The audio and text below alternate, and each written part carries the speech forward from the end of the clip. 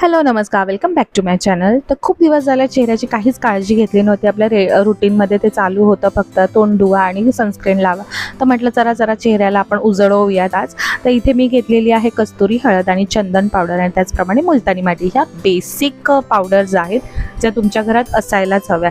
तर इथे मी अगदी अर्ध्या चमच्यापेक्षाही कमी कस्तुरी हळद घेतलेली आहे. त्याचप्रमाणे अर्धा चमचा चंदन पावडर घेतलेली आहे.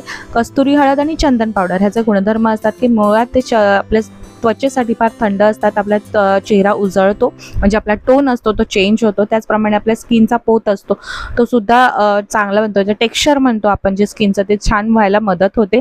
आणि इथे त्याचप्रमाणे थोडंसं तांदळाचं पीठ घेतलं आहे, अगदी अर्धा चमचापेक्षाही कमी घेतलेलं आहे. कारण की मी थोडाच फेस पॅक बनवला आहे, त्यामुळे मी सगळ्या गोष्टी थोड्या थोड्या घेतल्या. आणि त्यामध्ये एक अर्धा चमचा एवढं दही घातलेलं आहे.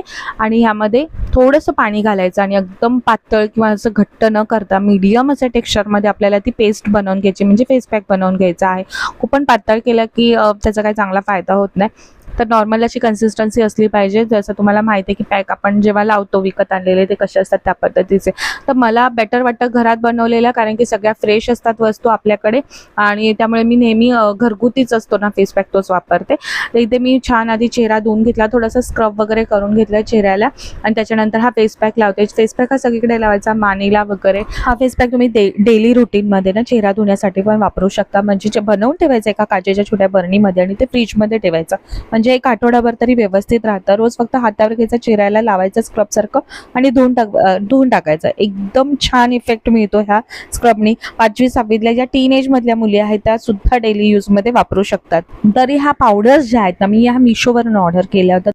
फेस पॅक लावून झाल्यानंतर एक 10 मिनटं वगैरे छान सुकस तोपर्यंत तो चेहऱ्यावरती ठेवायचा. आणि छान असा सुकला की मस्तपैकी ना असं थोडंसं पाणी लावून त्याला स्क्रब करतच तो धुवून घ्यायचा, म्हणजे चेहऱ्यावर छान ग्लो येतो. तर आता इथे तुम्ही बघू शकता चेहऱ्याला मी फक्त मॉइश्चरायझर लावलेला आहे, बाकी काहीच लावलेलं नाही, तरी खूप मस्त असा ग्लो आलेला आहे. तर आठवड्यातून एकदा हा नक्की तुम्ही ट्राय करा. आणि हा व्हिडिओ जर आवडला असेल तर माझ्या चॅनलला लाईक करायचं, शेअर करायचं, सबस्क्राईब करायचं. Bye bye.